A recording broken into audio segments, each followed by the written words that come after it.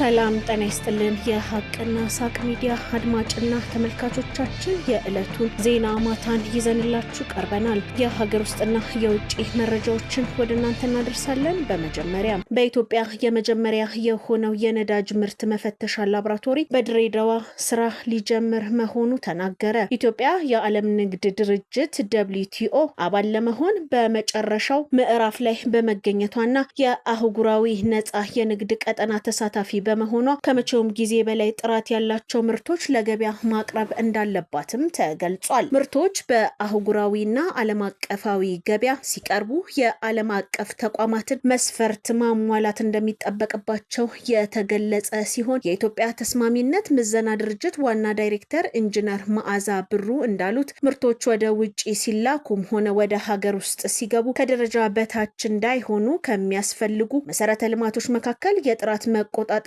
ተቋም ዋነኛ መሆኑንም ኢንጂነር መዓዛ አስረድተዋል። የኢትዮጵያ ተስማሚነት ምዘና ድርጅት ከዋና መስሪያ ቤት በተጨማሪ እንደ አዳማ፣ ሐዋሳ፣ ጅማ ባሉ የኢንዱስትሪ ፓርኮች በሚገነባቸው አካባቢዎች የተቀላጠፈ አገልግሎት ለመስጠት የጥራት ፍተሻ ማዕከላትን እያስፋፋ ይገኛልም ነው ያሉት። በቀጣይ ሳምንታትም በድሬዳዋ ከተማ በኢትዮጵያ የመጀመሪያ የሆነው የነዳጅ ምርት ጥራት መፈተሻ ላቦራቶሪ ስራ እንደሚጀምር ኢንጂነር መዓዛ ተናግረዋል። ድሬዳዋ የነጻ ንግድ ቀጠና እንደመሆኗ ከአህጉሩ የሚገቡም ሆነ ወደ ውጭ የሚላኩ ምርቶች ጥራታቸው በቀላሉ ተረጋግጦ እንዲዘዋወር ያስችላል ሲሉ ኢንጂነር መዓዛ አብራርተዋል። የላቦራቶሪ ማዕከላትን መገንባትና ተደራሽ ማድረግ የድርጅቱ ተቀዳሚ ተግባር መሆኑንም አስታውሰዋል። የኢትዮጵያ ተስማሚነት ምዘና ድርጅት ባለፈው ቅዳሜ በአዳማ ከተማ ያስገነባውን የፍተሻ ላቦራቶሪ ቅርንጫፍ ማዕከል የንግድና ቀጠናዊ ትስስር ሚኒስቴር ዶክተር ካሳሁን ጎፌ በተገኙበት በይፋ ማስመረቁ ይታወሳል። በአዲስ አበባ የሲቪል ምዝገባና የነዋሪነት አገልግሎት ኤጀንሲ 52 ሰራተኞች ላይ እርምጃ ወስጃለሁ አለ። የአዲስ አበባ ከተማ የሲቪል ምዝገባና የነዋሪነት አገልግሎት ኤጀንሲ በህገወጥ ተግባርና በብልሹ አሰራር ላይ ተሰማርተው ባገኘዋቸው 52 ሰራተኞች ላይ ጥብቅ አስተዳደራዊና ህጋዊ እርምጃ መውሰዱን አስታውቋል። ኤጀንሲው ይህንን እርምጃ ይፋ ያደረገው የዲጂታል መታወቂያ ምዝገባን በሁለት የከተማዋ ወረዳዎች ማዳረሱን በገለጸበት የ6 ወራት የሪፖርት ግምገማ ላይ ነው። ኤጀንሲው የአገልግሎት አሰጣጥ ግልጽነትን ለማረጋገጥ ባደረገው ጥብቅ ክትትል በከባድና በቀላል የዲሲፕሊን ጉድለት ጥፋተኛ ሆነው የተገኙ ሰራተኞችን ለይቷል። በዚሁ መሰረት በድምሩ በ52 ሰራተኞች ላይ የቅጣት እርምጃ የተወሰደ ሲሆን ከነዚህ መካከል 15 በፈጸሙት ከባድ ጥፋት ጉዳያቸው በህግ ተይዞ በፍርድ ቤት እየታየ ይገኛል። በተጨማሪም 2 ሰራተኞች ከስራ ሙሉ በሙሉ እንዲሰናበቱ ተደርጓል።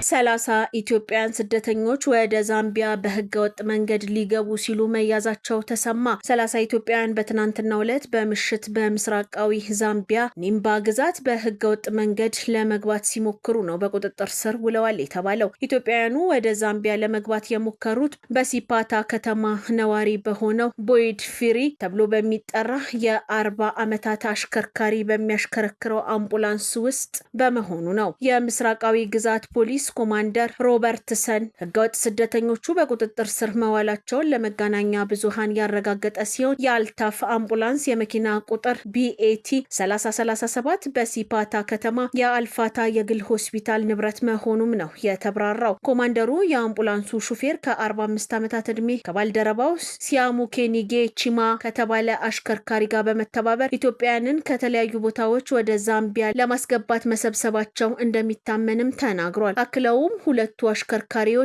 ህገወጥ ስደተኞችን አስመልክቶ ለፖሊስ በሰጡት ቃል ከካቴቴ ግዛት ከሚገኘው ኬኔዲ ፌሪ ተብሎ ከሚጠራው ቦታ ታማሚ እንዳለ አምቡላንስ እንደሚያስፈልግ መመሪያ እንደደረሳቸው፣ ነገር ግን አምቡላንስ ይዘው በመጡ ሰዓት 30 ህገወጥ ኢትዮጵያውያን ስደተኞች እንዲጓዙ ማድረጋቸውን አስታውቀዋል። ይህ ዘገባ በተሰራጨበት ጊዜ ሁለቱ የዛምቢያ አሽከርካሪዎች ከ30 ኢትዮጵያውያን ጋር በፖሊስ ቁጥጥር ስር እንደሚገኙ ተናግረው ጥቅም ላይ የዋለው ተሽከርካሪ በህግ ጥላ ውስጥ ይገኛልን ብለዋል። ኮማንደሩ ህገወጥ ስደተኞቹ በቁጥጥር ስር የዋሉ በጋራ በተሰራ የቡድን ስራ እንደሆነ አብራርተው የካቾሎላ የፍተሻ ጣቢያ የደህንነት ባለስልጣናት ለሚምባ ፖሊስ ጣቢያ ስለ ህገወጥ ስደተኞቹ መረጃ እንደሰጡ መግለጻቸውን ሉሳካ ታይምስ ዘግቧል። ኢትዮጵያ ስልታዊ የሆኑ ምርቶች የምታጓጉዝበትን መንገድ ለማዘመን በወሰደችው እርምጃ መሰረት የኢትዮጵያ ጅቡቲ ባቡር አክሲዮን ማህበር ከብሔራዊ የነዳጅ ኩባንያ ኖክ ጋር በመተባበር ነዳጅን በባቡር ለማጓጓዝ የሚያስችል የሙከራ ፕሮጀክት ነገ ማክሰኞ ይጀምራል። ይህ በጠቅላይ ሚኒስትር አብይ አህመድ ትዕዛዝ የተጀመረው ተነሳሽነት ለዓመታት ሳይሰሩ የቆዩ 110 የነዳጅ ማጓጓዣ ወገኖችን ወደ ስራ የሚያስገባ። ጠቅላይ ሚኒስትሩ በዚህ ወር መጀመሪያ ላይ በጅቡቲ ዶራሌ የሚገኘውን የሆራይዘን ተርሚናል በጎበኙበት ወቅት ነዳጅ በአስቸኳይ በባቡር መስመር እንዲጓጓዝ መመሪያ መስጠታቸው ይታወሳል። በኢትዮጵያ የትንባሆ አጫሾች ቁጥር እየቀነሰ መሆኑ ተዘገበ። በአገር አቀፍ ደረጃ በተደረገ ጥናት ተላላፊ ላልሆኑ በሽታዎች ዋነኛ መንስኤ ከሆኑት መካከል አንዱ የሆነው የትንባሆ አጫሾች ቁጥር እየቀነሰ መሆኑ ታውቋል። ተላላፊ ያልሆኑ በሽታዎች ስርጭትና በበሽታዎቹ ሳቢያ ሕይወታቸው የሚያልፍ ሰዎች ቁጥር እየጨመረ መሆኑ በተደጋጋሚ ይገለጻል። እንደ ስኳር፣ ደም ግፊት፣ የሳምባና ሌሎች ተላላፊ ያልሆኑ በሽታዎች ስርጭት በከፍተኛ ሁኔታ እየጨመረ ሲሆን ለዚህም ከአመጋገብ እና ከአኗኗር ዘይቤ ባለፈ ሲጋራ፣ ጫትና አልኮል መጠጥ መጠቀም እንደ አባባሽ መንስኤነት ተጠቃሽ ናቸው። የኢትዮጵያ የህብረተሰብ ጤና ኢንስቲትዩት ተላላፊ ያልሆኑ በሽታዎች መንስኤን አስመልክቶ የመጀመሪያው ሀገር አቀፍ ጥናት እንደ ኤሮፓያን አቆጣጠር በ2015 ያከናወነ ሲሆን ሁለተኛው ዙር ጥናት ደግሞ በ2024 መከናወኑን የኢንስቲትዩቱ የጤና ስርዓት ጥናት ዳይሬክተር ዶክተር አደራጀው መኮንን ገልጸዋል። ኢንስቲትዩቱ እድሜያቸው ከ18 እስከ 69 ዓመት በሚሆኑ የህብረተሰብ ክፍሎች ላይ ባደረገው ጥናት የትንባሆ አጫሾችና የአልኮል መጠጥ ተጠቃሚዎች ቁጥር መቀነሱን አመላክቷል። ይሁን እንጂ የጫት ተጠቃሚዎች ቁጥር አሁንም ከፍተኛ በመሆኑ ትኩረት ተሰጥቶ ሊሰራበት እንደሚገባ ዶክተር አደራጀው አሳስበዋል። መንግስት ተላላፊ ላልሆኑ በሽታዎች ከፍተኛ ትኩረት ሰጥቶ እየሰራ ቢሆንም አሁንም ቀሪ ስራዎች በመኖራቸው ተግባሩ ተጠናክሮ ሊቀጥል እንደሚገባ ተብራርቷል። በአገር አቀፍ ደረጃ በተከናወነ በዚህ ጥናት በርካታ ለአደጋ የሚያጋልጡ ምክንያቶች በመለየታቸው የማህበረሰቡ ለጉዳት ትኩረት በመስጠት ራሱን ከተላላፊ ያልሆኑ በሽታዎች ሊጠብቅ እንደሚገባም ነው አጽንኦት የተሰጠበት። ጅጅጋ ከተማ የፕላስቲክ ወይም ፌስታል ከረጢቶችን መጠቀም ሙሉ በሙሉ አቆመች። የሶማሌ ክልል መዲና የፕላስቲክ ከረጢቶችን ሙሉ በሙሉ በማስቀረት በወረቀትና በጨርቅ በተሰሩ ተኪ ምርቶች አገልግሎት እንዳስጀመረች ተሰምቷል። ውሳኔው በሀገር አቀፍ ደረጃ የፕላስቲክ ብክለትን ለመከላከል የተያዘውን አቅጣጫ መነሻ ያደረገ መሆኑን የሶማሌ ክልል የአካባቢ ጥበቃና ገጠር መሬት አስተዳደር ቢሮ ኃላፊ ሙሂዲን አብዲ ሁሴን አስታውቀዋል። የፕላስቲክ ፌስታሎችን ከአገልግሎት የማስወገድ ስራ በቀጣይም በሁሉም የክልል አካባቢዎች ተግባራዊ እንደሚደረግ መናገራቸውን የሀገር ውስጥ ሚዲያ ዘግቧል። በክልሉ የፕላስቲክ ማሸጊያዎችን የሚተኩ ምርቶችን የሚያመርቱ ፋብሪካዎችን ለመገንባት መታቀዱን የገለጹት ኃላፊው ባለሀብቶችና ኢንቨስተሮች በዘርፉ እንዲሰማሩ ጥሪም ቀርቧል። ከመጪው ጥር 23 2018 ዓመት ጀምሮ የፌስታል ምርቶችን መጠቀም እንደማይቻል መዘገቡ ይታወሳል። ወልቃይት ጠገዴን በተመለከተ በሱዳን ስምምነት ላይ በመደረስ ዘመነ ካሴ በምዕራብ ጎንደር በኩል ጀነራል ፍስሐ ማንጁስ ደግሞ በኤርትራ በኩል ተመልሰዋል። ዘመነ ካሴ፣ አስረስ ማረና ተፈራ ማሞ ለረጅም ጊዜ ሱዳን ቆይተው በሻቢያ በግብጽ እንዲሁም በወያኔ ጀነራሎች ሀሳብ አመንጭነት የአማራ ፋኖ ብሔራዊ ንቅናቄ የሚል አደረጃጀት መመስረታቸው ታውቋል። አደረጃጀቱን ይፋ ያደረጉትም ከሱዳን በመሆን በቪዲዮ ኮንፈረንስ እንደሆነ ለማወቅ ተችሏል። ከጎንደር ከሸዋና ከወሎ በዚህ ስብሰባ ላይ በአካል የተገኘ አንድም የፋኖ ታጣቂ እንዳልነበረም ለማወቅ ተችሏል። ታዲያ አፋብን እውን ካደረጉ በኋላ የሻቢያና የወያኔ ጀነራሎች ቀጣዩን የመወያያ ነጥባቸው ያደረጉት ህወሓት በምን አይነት መንገድ ወልቃይት ጠገዴን እንዲሁም ሁመራ አካባቢን ማስገባት አለበት የሚባለው ነበር። በዚህም ህወሓትን በመወከል ጀነራል ፍስሐ ማንጁስና ጀነራል ሙዘይ መኮንን እንደተሳተፉበት የታወቀ ሲሆን በፋኖ በኩል ዘመነ ካሴና በዙሪያው ያሉ ታጣቂዎች ተሳትፈዋል። አሁን ባለው ሁኔታ